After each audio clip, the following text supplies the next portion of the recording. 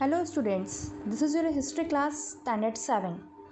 Today I am going to start your new chapter 7, Delhi Sultanate, Society, Administration, Religion and Architecture. These are your topics. Number 1 is given administration of the Delhi Sultans. Second, society. Third, culture. Fourth, language and literature. Fifth, dance and music. Sixth, architecture, and the last one, religion.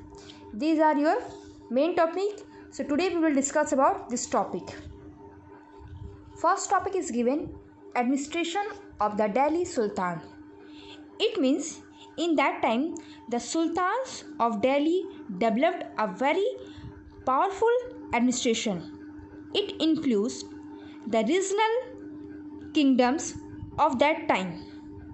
It also served as a model for the future rulers. So as administration, I will be discuss point wise. Number 1, the head of the administration was the Sultan. He had a team of trusted nobles to advise him. In your book also given. Look at here, 4th paragraph. Second, Wazir was the Prime Minister. He appointed people to different posts, kept a record of all financial decisions and supervised the work of all officials of the Sultan. Third, the Qazi. The Qazi was the chief judge. He also advised the Sultan on religious matter. In that time, only Qazi give the advice to the religious matter. Okay. Here given, the Bakshi was the paymaster of the army. In that time, military commander was called Azir-Mumalik. The Sultan was divided into the following parts. The nobility played an important role in the administration. All important posts were held by them. The nobility consists of the high class Turk and Muslim families.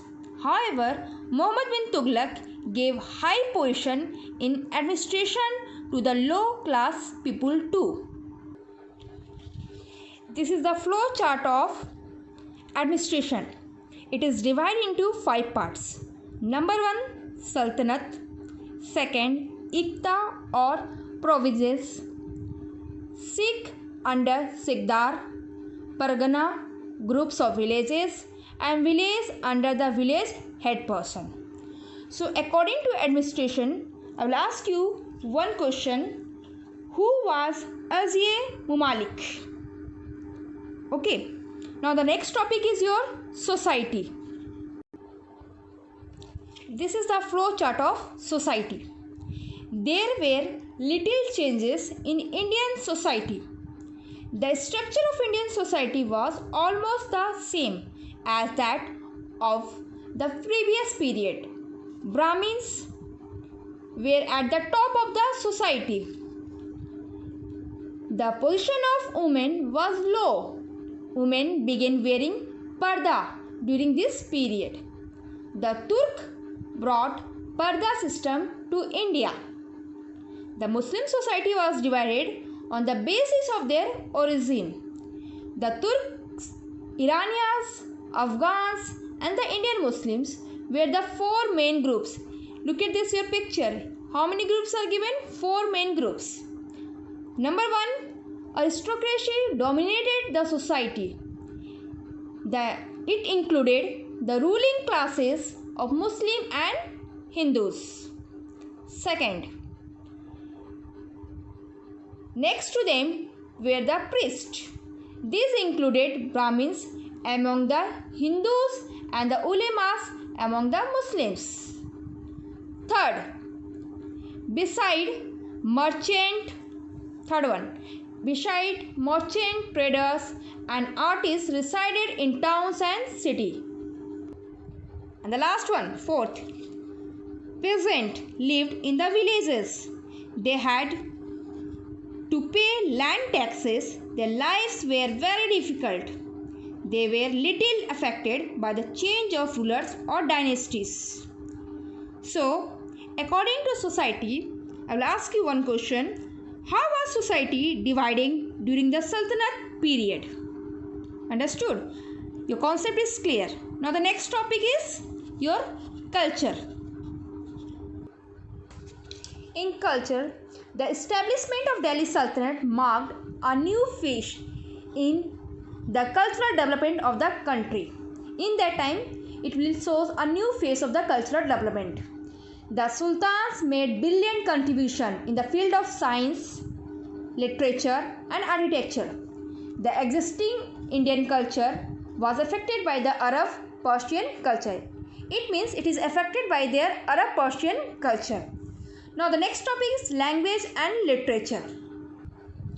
Language and literature. The Sultanate period, a progress in Persian, Sanskrit and other regional languages. Persian was the official language. Remember it, Persian was their official languages. It was also the preferred language of the nobility and literature. Amir Khusrau and Amir Hussain Delvi wrote excellent poetry in Persian. Amir Khusrau was the court poet of Alauddin Khalji. It is given in your book also. Here. Okay. He went with Alauddin for the Devgiri campaign. He wrote about the achievement of his patron in a book. It is called Tarikh-e-Alai, which is called History of Alauddin. He wrote in Khari Boli.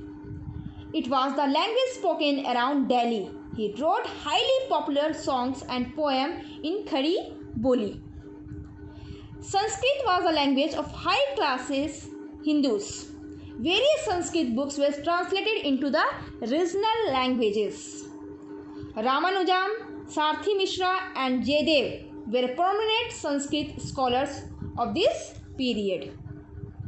In your book is also given the most noted Persian writers were the two great historians, Minaz-uz-Siraj and Ziauddin Barani. These are the two important historians given.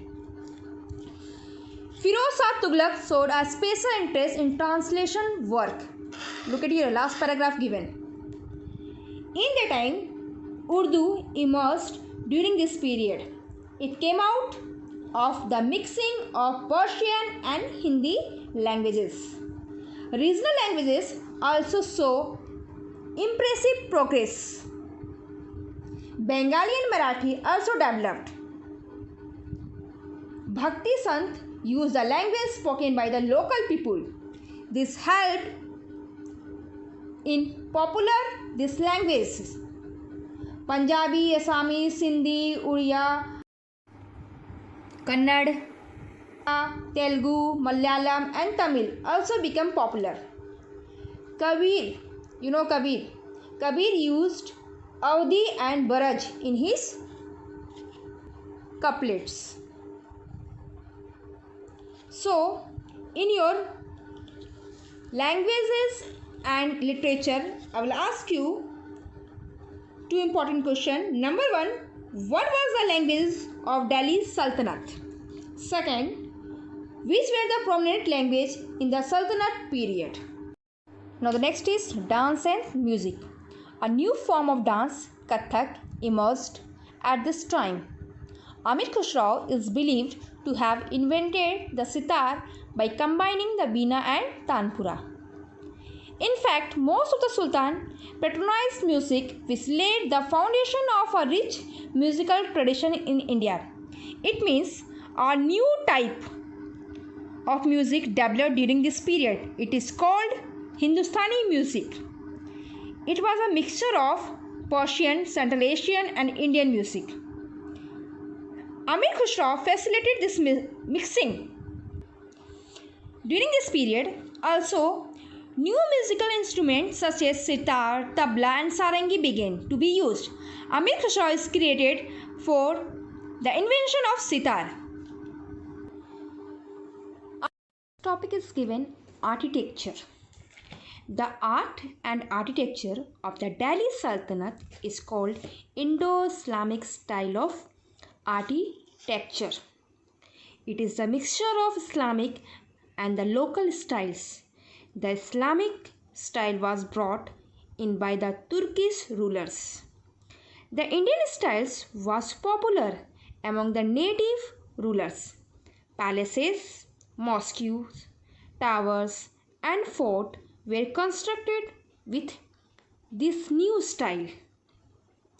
The arches, domes and minarets were the main elements of these styles. The arches were the masterpiece of this art. They were later refined and called true arches. The arches were built by putting one stone over the other to narrow the gap till it could be joined by a single stone.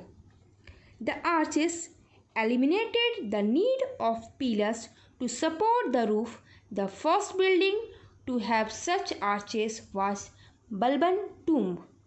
It is situated near Mehrauli, which is Delhi. In your book also given, the Turk used domes and arches on a large scale to construct large hall without a large number of pillars to support the roof.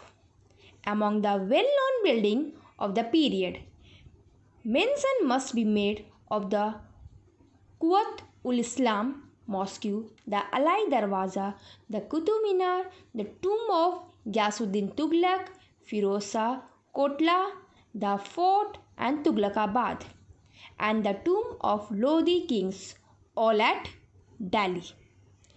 Firoz Shah Tughlaq built a number of new cities.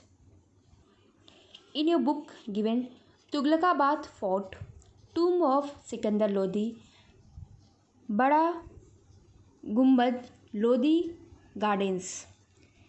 According to one more important information which I give you, the Qutub Minar is called the gem of Indo-Islamic architecture. It is 5-story building with a height of 72.5 meters. It has 378 steps. It is made of red sandstones. The upper stories are covered with white marble.